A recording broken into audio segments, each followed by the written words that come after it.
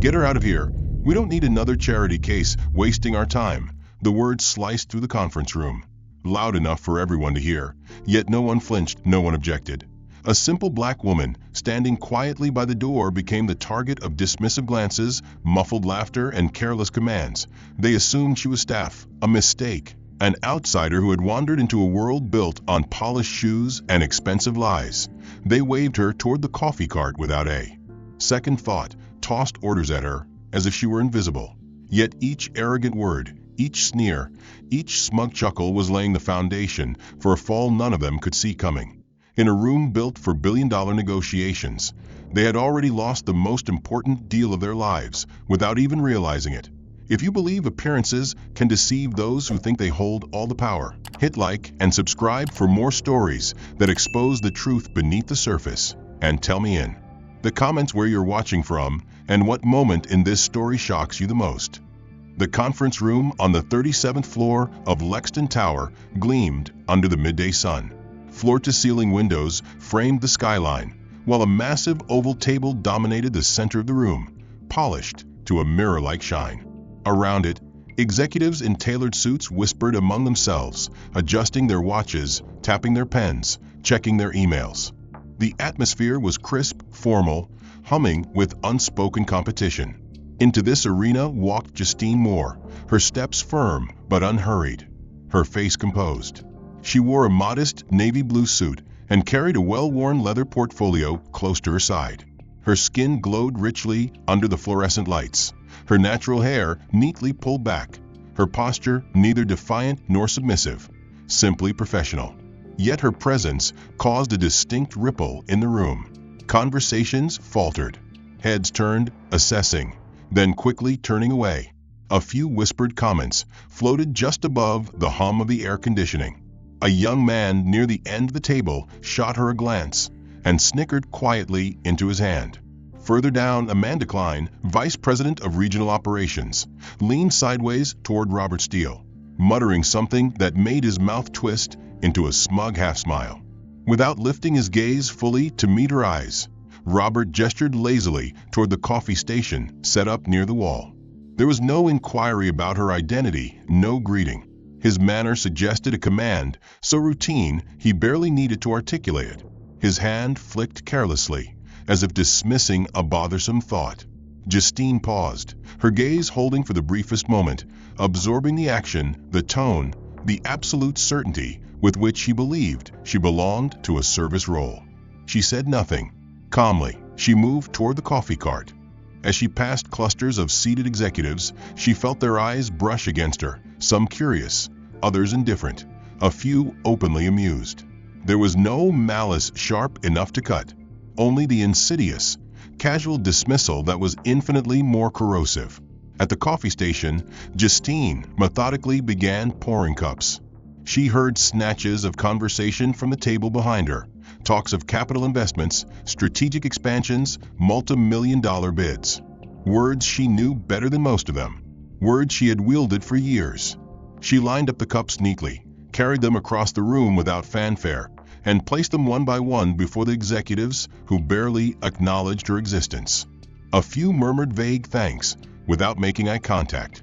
Others simply continued speaking, as if the coffee had materialized by magic. She returned to the coffee cart and remained standing by it, observing silently. Not a single person asked who she was or why she was there. Not one individual considered that perhaps she had a reason to be present that had nothing to do with serving them. Justine's chest rose and fell in a slow, measured rhythm. She had lived this moment before in countless variations across boardrooms, conference calls, private negotiations. The world had taught her long ago how to navigate rooms that refused to see her. As the meeting officially began, Robert cleared his throat and launched into a monologue about market dominance, acquisition strategies, and aggressive growth. His voice filled the room with manufactured authority. His words floated on a river of assumptions. Assumptions about who deserved to lead, who deserved to listen, and who merely existed to facilitate the ambitions of others. Justine listened carefully, not out of obligation, but with the precision of someone who knew exactly how and when to use every thread of information later. She made no move to sit at the table. No one invited her. No one thought she had anything to contribute. She was, to them, furniture at best, an afterthought at worst. Amanda Klein's voice rang out during a pause, suggesting a new potential market. Several executives nodded approvingly. Justine's mind automatically evaluated the idea and noted 3 critical flaws Amanda had overlooked, flaws that would cost millions. But Justine said nothing. She was not here to correct them. Not yet. She watched the way Robert preened under the admiration of his peers, the way they postured and paraded their half-formed ideas. She watched how easily they fed on each other's arrogance. The casualness of their exclusion stung less than it once might have. Now it simply confirmed what she already knew. They had built a fortress of false confidence, and she needed only to wait for the right moment to walk straight through it. But that moment was not now. Now was for watching, for remembering every slight, every dismissive glance, every careless assumption. Now was for gathering the weight of their contempt into a force strong enough to crush their illusions when the time was right. Standing by the coffee cart, blending into the background by their design, Justine allowed herself a small, invisible smile. They had no idea what was coming. She noticed the glaring gaps in logic, the overestimation of markets they barely understood, but she remained silent, waiting for the right opening.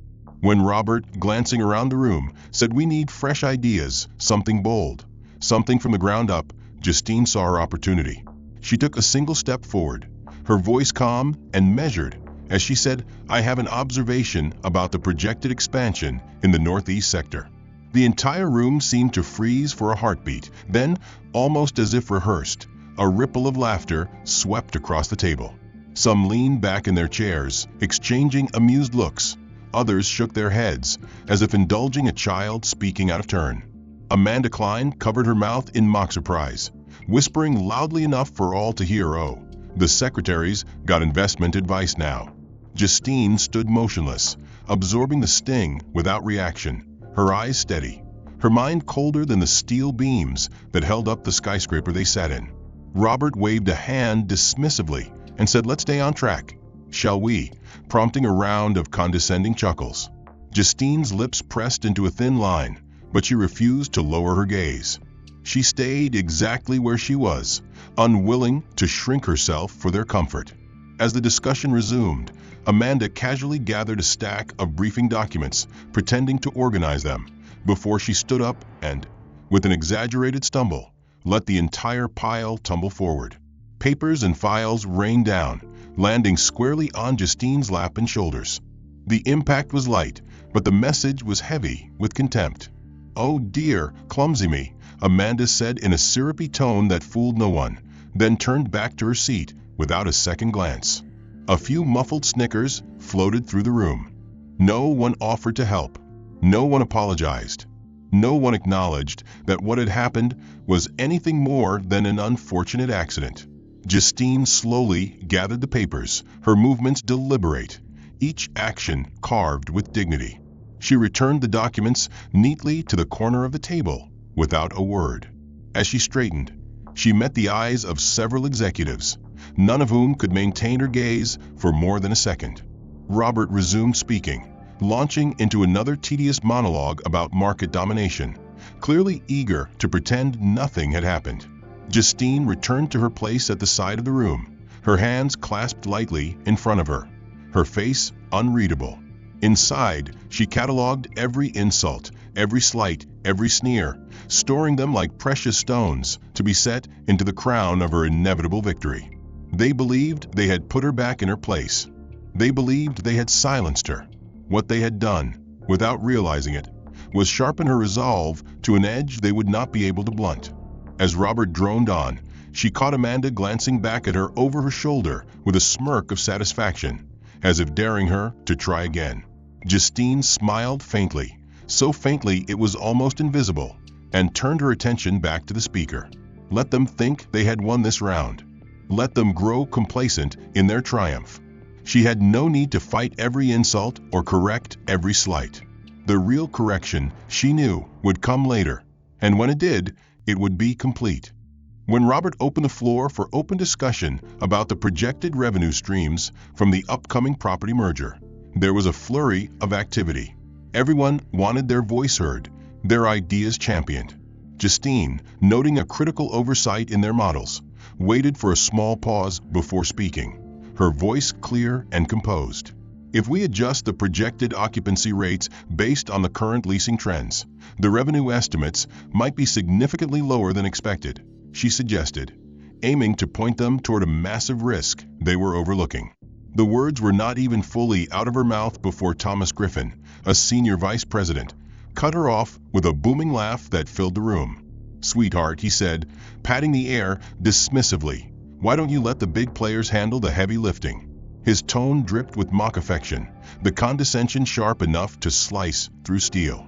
Several others chuckled appreciatively, nodding along, grateful for the excuse to ignore a voice they had never intended to listen to.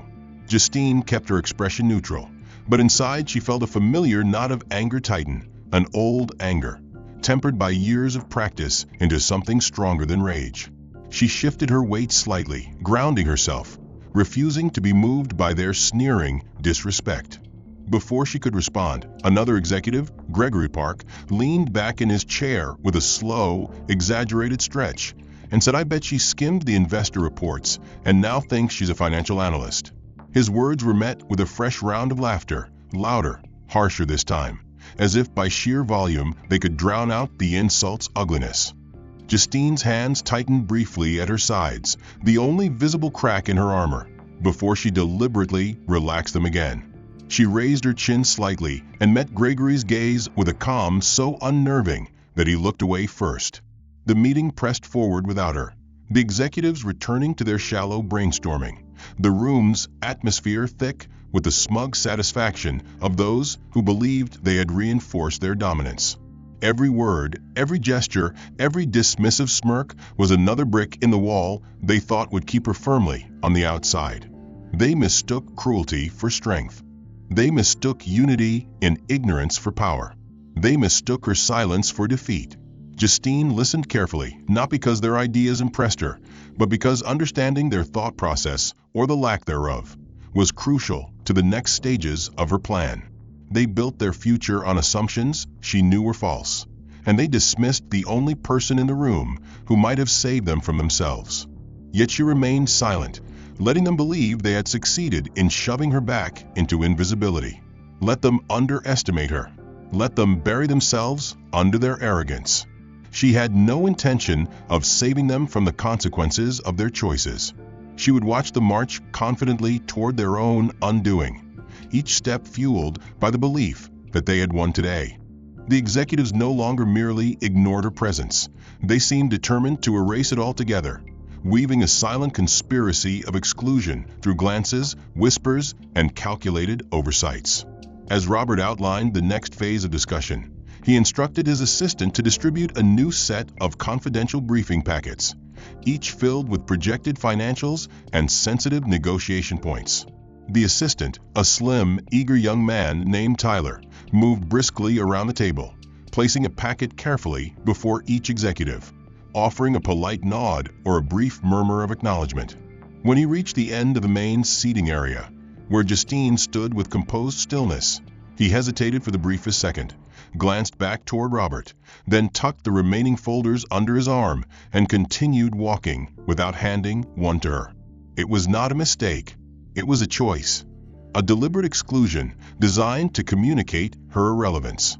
Justine's lips pressed into a firm line as she observed the silent execution of their prejudice. Around the table, no one said a word. No one called out the omission. No one offered to share their copy with her. In their minds, she did not belong among those privileged enough to possess knowledge. She was not meant to understand the game, only to watch it from the sidelines. As the pages flipped and pens scribbled across fresh margins, Justine caught fragments of whispered conversation, low enough to be almost missed, but not by her. One voice, amused and sharp, said, "She checks the diversity box, that's it." Another, dripping with derision, responded, "Cheap PR, nothing more." A third voice chuckled softly, adding, "Better to have her on the website than in the boardroom." The words cut with the casual cruelty of those who believe themselves beyond reproach. Justine stood utterly still, absorbing their contempt without a flicker of visible reaction. Inside, her heart beat slowly, methodically, as if reminding her that rage served no purpose here. Every slight, every whisper, every calculated dismissal was a thread she would one day weave into their undoing.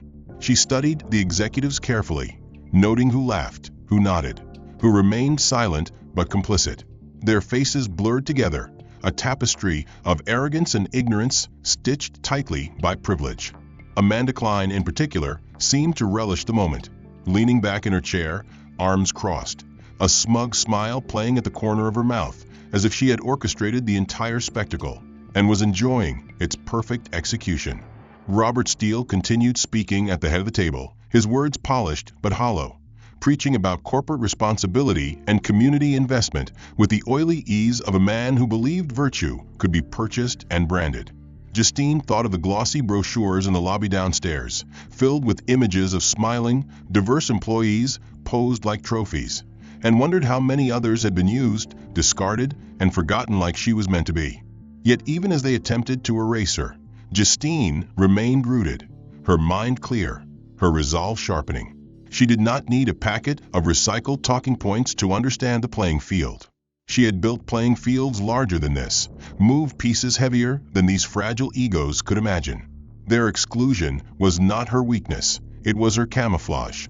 Let them think her powerless. Let them think her unworthy. Let them hand her every advantage wrapped in the silky arrogance of their prejudice. Across the room, Amanda's eyes flickered toward Justine, amusement dancing in their depths, and she raised a glass of sparkling water slightly in a silent mock toast, as if celebrating a private victory. Justine observed quietly, already expecting the next slight before it materialized. When Robert called out for groups to seat themselves around the three main pods in the room, everyone moved quickly, chairs scraping loudly across the polished marble floor. There was an urgency, a mild panic even, to ensure prime positioning. Amanda Klein, with a theatrical sigh, gestured vaguely toward the far corner of the room where a small, wobbly auxiliary table sat half forgotten. The table was positioned awkwardly against the wall, barely large enough for two people, isolated from the central conversation. Amanda's voice carried just enough for Justine to hear, as she said, "Looks like the only seat left is over there. How unfortunate." Her tone feigned regret so poorly that it twisted into mockery. Robert, too busy organizing the main groups, gave no attention to the maneuver. Or perhaps he noticed and chose silence over intervention. Either way, the message was clear. Justine was not part of the real discussion. She was to be sidelined, marginalized, erased as an afterthought. Justine walked to the table without hesitation, setting down her portfolio and pulling the unsteady chair into position. The legs of the chair wobbled slightly on the uneven floor, but she sat with perfect composure, observing the groups forming with surgical precision. No one approached her table. No one asked her to join another group. No one suggested that perhaps she had insights worth contributing. They had pushed her to the margins with the same casual cruelty a butcher uses to discard bone for meat. Robert resumed the meeting, pointing to the whiteboards and encouraging each group to start brainstorming market penetration strategies for the upcoming fiscal year. Conversation swelled immediately, vibrant and animated, a theater of ideas bouncing across the room. But Justine remained alone, a quiet island in a loud, bustling sea. As she opened her notes and reviewed her observations, her phone buzzed lightly on the table. A new email notification flashed across the screen. With a movement as subtle as breathing, she unlocked the device and opened the message. What she read was no surprise, but still it sharpened the coldness in her chest. The email, clearly intended for a small internal joke among a few senior staff but mistakenly blasted to a broader recipient list, contained a crude meme. An image of a photocopier pasted with a cartoon of a black woman struggling with jam paper. The caption read, "Some talents are universal." Justine's name was tagged directly under the image. The sender, a mid-level marketing manager who thought himself clever, had attached a laughing emoji. A flurry of accidental recipients quickly tried to recall the email, but the damage had already been Done. She glanced across the room and caught a few executives awkwardly pretending to focus harder on their discussions. Their faces stiff with the tension of those caught participating in cruelty, but too cowardly to confront it. Justine's stomach twisted for a brief moment, but she crushed the emotion before it could take root. She would not give them that satisfaction. She tapped her phone screen off and placed it face down on the table, refusing to dignify the insult with a reaction around her. The groups continued scribbling ideas onto whiteboards, calling out buzzwords and slogans, their voices full of false confidence. If they noticed her isolation, if they noticed her exclusion, they pretended not to. It was more convenient that way. Justine folded her hands neatly in front of her, listening, absorbing, filing away every slight as if cataloging evidence. She could feel the tension around her thickening, an invisible force pressing against her, as if her very existence disrupted the illusion of their superiority. Amanda Klein, seated comfortably among a cluster of executives, caught Justine's gaze briefly and leaned in to whisper something into Robert Steele's ear. Robert's mouth curved into a smirk, the kind that did not reach his eyes. Then he cleared his throat and stood, clapping his hands twice to draw attention. "All right, let's make sure we stay focused and professional," he announced with deliberate emphasis on the last word, scanning the room theatrically before letting his gaze settle pointedly on Justine. The implication dripped from his words like acid. Several heads turned, following his line of sight, a ripple of discomfort passing through the group. One of the regional directors, a broad-shouldered man named Kenneth Rourke, seized the opportunity. He rose from his seat and spoke in a loud, deliberate voice. "I think it would be best if those not directly involved in the strategic planning discussions stepped out for a bit. Keep the energy streamlined." "You know," he said with a forced chuckle, his eyes locking onto Justine with a challenge barely concealed beneath the veneer of politeness. Silence fell over the room, thick and expectant. Justine's fingers curled slightly against the edge of the table, her face unreadable, her heartbeat steady. She understood perfectly what they were doing. They had isolated her, humiliated her, excluded her, and now, sensing that even her silent endurance was a threat to their carefully curated narrative, they sought to physically remove her. Justine rose slowly, every movement deliberate, every breath measured. The chair scraped faintly against the marble floor as she pushed it back. She looked directly at Kenneth and, with a voice as even and unshakable as polished stone, she said, "I believe I am more than qualified to participate in strategic discussions regarding real estate investments." Her words floated into the silence, cold and absolute. Kenneth blinked, momentarily thrown off, but quickly recovered with a tight, insincere smile. "Of course," he said, spreading his hands in mock understanding. "But if you feel uncomfortable or out of depth, there's no shame in excusing yourself. After all, this is high-level work. It's not for everyone." The condescension in his voice was sharper than broken glass. Around the room, no one intervened, no one objected. Some executives looked away, pretending to be absorbed in their notes. Others watched with thinly veiled amusement. Amanda Klein smirked openly, tapping her pen idly against the table as if marking time. Justine stood perfectly still, letting their words settle, letting their arrogance fill the space. She would not argue. She would not plead. She would not give them the spectacle they wanted. Instead, she simply inclined her head in a gesture so slight it was almost imperceptible. Then she returned to her seat, ignoring the flickers of irritation that crossed Kenneth's face. They wanted her gone because her presence, her dignity, was an affront to their constructed world. A world where power looked a certain way, spoke a certain way, wore a certain face. They mistook her restraint for weakness. They mistook her silence for surrender. They mistook her refusal to leave for stubbornness rather than strategy. She reached slowly into her leather portfolio, her movements calm, unhurried, deliberate, and withdrew her smartphone. The screen lit up instantly, a small beacon of quiet power in her palm. She navigated swiftly, fingers precise, then held the device to her ear, her posture composed, her presence commanding in a way none of them yet understood. "Hello," she said softly, her voice low but clear enough to cut through the hum of conversation. "Please initiate the emergency shareholder assembly protocol immediately." There was a brief pause on the line, then a crisp acknowledgement from the other end. As she ended the call, she placed the phone face down on the table once more.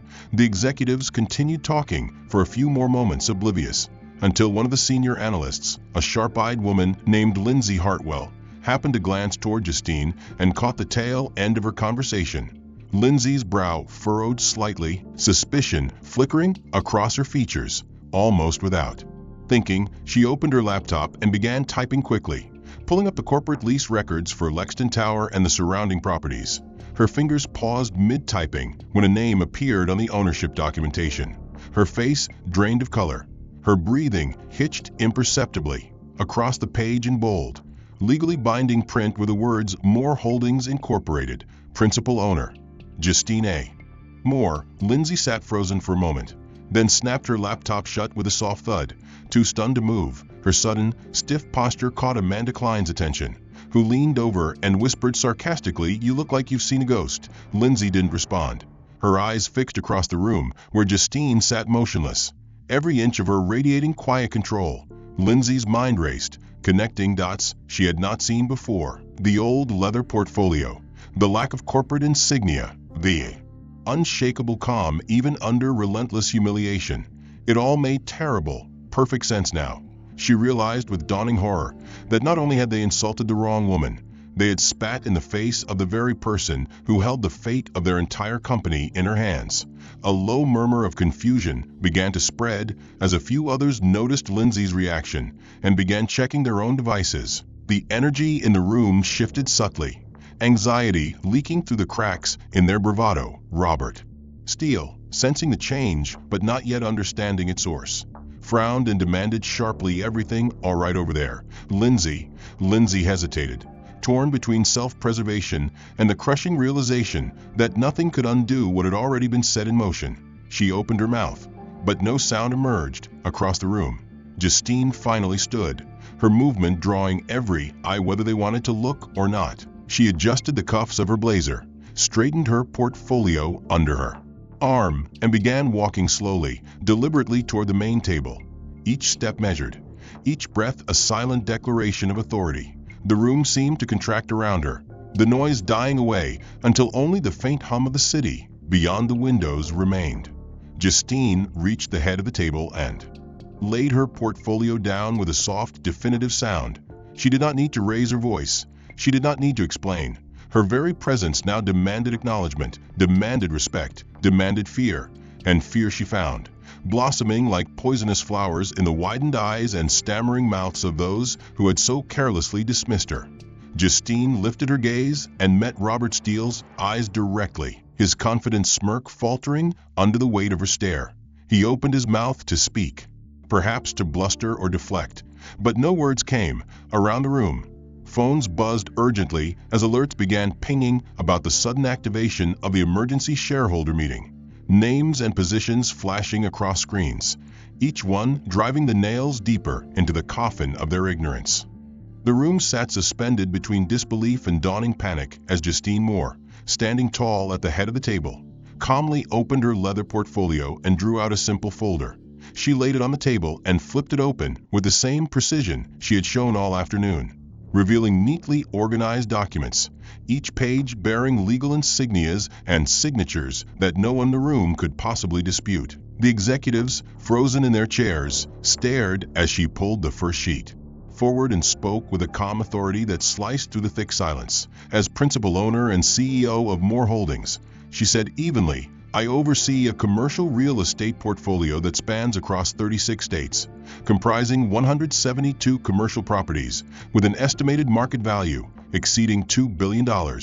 Her words hung in the air, heavy and irrefutable. A few executives exchanged frantic glances. Amanda Klein visibly paled, her earlier smugness evaporating into open dread. Justine continued, her voice unwavering. "The very building you occupy for your corporate headquarters, the 12 regional offices you proudly advertise in your investor presentations, and the newly proposed expansion sites you discussed today, all are owned or controlled by my company." And she paused deliberately, letting the magnitude of the revelation sink deeper. "Every single lease agreement associated with those properties is scheduled for renegotiation within the next fiscal quarter." Robert Steele's face twitched, the mask of control slipping as he realized the precarious position he and his leadership team now faced. He opened his mouth to speak, perhaps to challenge or deny, but the weight of the evidence before him crushed any words before they could form. One by one, the executives dropped their gaze. The hierarchy of power that had seemed so ironclad mere minutes ago now lay shattered at their feet, their arrogance revealed as nothing more than a brittle shell. Justine lifted another document from a folder, this one listing the contractual terms currently in place between Moore Holdings and the corporation they so proudly mismanaged. Should Moore Holdings choose not to renew these leases, she said, still calm, your company would be required to vacate all premises within 90 days, penalties included.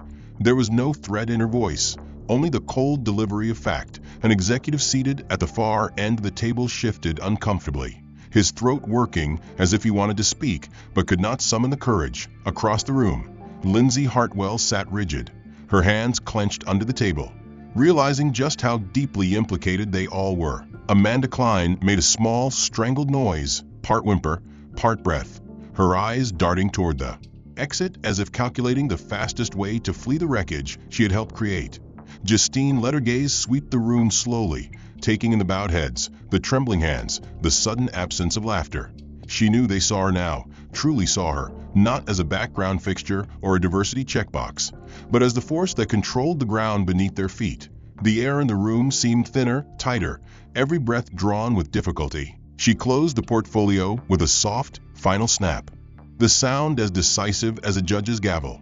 You have spent the afternoon discussing strategies for growth and dominance, she said, her tone still level, yet it carried the weight of an entire reckoning.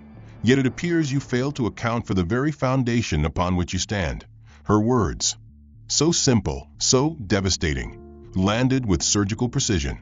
Directors entered, their faces stern, their movements purposeful, clearly summoned by the same emergency meeting Justine had initiated moments earlier. The room instinctively straightened, conversations dying mid-sentence, phones hastily pocketed, eyes darting nervously between the board members and the woman who now stood at the center of their collective downfall. The chairman of the board, an imposing man named Harold Pierce, stepped forward, his voice cutting through the tension like a blade, effective immediately. Robert Steele, you are suspended from all duties, pending review of your conduct and leadership failures. Robert blanched, his mouth opening and closing soundlessly like a fish stranded on dry land. Amanda Klein made a small choking noise, barely stifled by a trembling hand pressed to her mouth. Harold continued without pause. This company's reputation has been compromised by acts of negligence, discrimination, and gross misconduct under your watch. Robert attempted to protest, stammering out words that sounded hollow even to his own ears. There must be some misunderstanding, I assure you.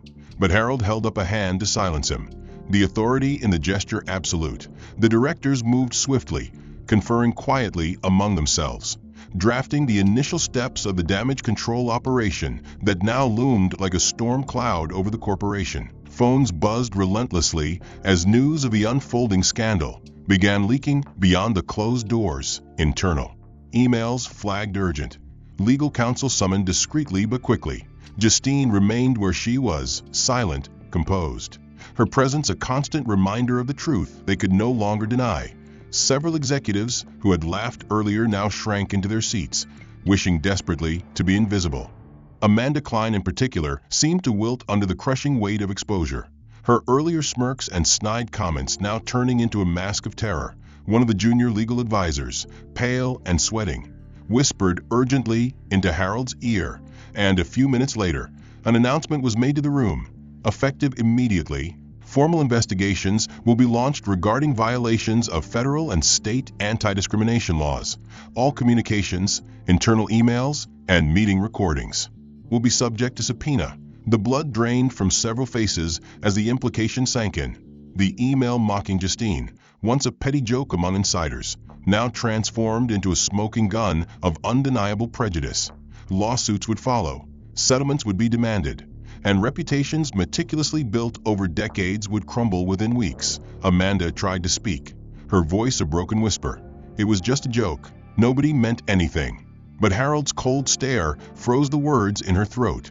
Intent does not absolve consequence, he said sharply, the finality in his tone leaving no room for further argument. Around the room, The frantic tapping of keyboards filled the air as damage control teams tried desperately to get ahead of the scandal.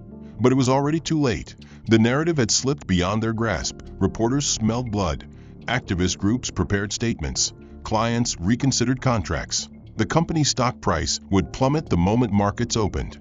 All because they had dismissed a woman they deemed invisible. All because they had allowed arrogance and bigotry to rule their judgment. Justine watched it all with a calm, measured attachment. She had not raised her voice. She had not made threats. She had simply let the truth surface. In the weeks following the collapse of the corporate facade they had built so carefully, the reverberations of the reckoning Justine initiated continued to spread outward like ripples in a once stagnant pond. Media outlets devoured the scandal hungrily. Headlines screamed about systemic discrimination at one of the city's most prestigious firms. Shareholders demanded accountability. Clients severed long-standing contracts, and the company's value nosedived in real time. But amid the chaos, something unexpected began to happen, small at first, like cautious shoots breaking through scorched earth. A few executives, those who had laughed the loudest, who had whispered the cruelest jokes, began to send personal letters to Justine, their words trembling on the page. Confessions wrapped in formal apologies. One letter read, "I was blind to the harm I contributed to, and for that, I am deeply sorry." Another said, "I see now how wrong I was to judge you based on the smallest fragment of your being." Their admissions were not enough to erase the damage they had caused, but they were beginning. Amanda Klein, once so proud, so quick with her smirks and thinly veiled insults, resigned publicly, her statement broadcast across business networks. Her voice hoarse as she admitted, "I failed to embody the principles I claimed to uphold." She announced her enrollment in a year-long racial equity training program, pledging to donate her severance package to organizations supporting Black entrepreneurs. Other executives followed suit, some quietly stepping away from their roles, others joining initiatives aimed at addressing systemic injustice in corporate America. The transformation was uneven, imperfect, but it was real. They had been forced to confront the ugliness within themselves, stripped bare of their excuses and defenses, and some chose to change rather than deny. As for Robert Steele, the fall from grace was absolute and merciless. Stripped of his titles, abandoned by his former allies, drowning in lawsuits and public scorn, he vanished from the business world overnight. For a time there were whispers that he had retreated to an isolated estate, nursing his bitterness. But months later, a quiet story began circulating through community centers in the poorer parts of the city. Robert, now wearing jeans and plain shirts instead of $1,000 suits, had begun volunteering at youth outreach programs. No cameras followed him. No press releases announced his presence. He taught financial literacy to young Black teenagers, helped them draft business plans, listened more than he spoke. One evening, when asked why he was there, Robert answered simply, "I spent my life building walls between myself and others. Maybe now I can help build bridges instead." It was not redemption, not fully. The scars he had helped create could not be erased by good deeds alone, but it was a beginning, and beginnings mattered. Justine heard of his efforts eventually, not through grand announcements, but through the quiet gratitude of those he helped. She made no public comment, no grand gesture of acknowledgement. She simply noted it, filed it away alongside everything else. Her own life continued forward with the unstoppable momentum of a river freed from a dam. More holdings thrived, expanding into new markets, partnering with organizations committed to real, lasting change.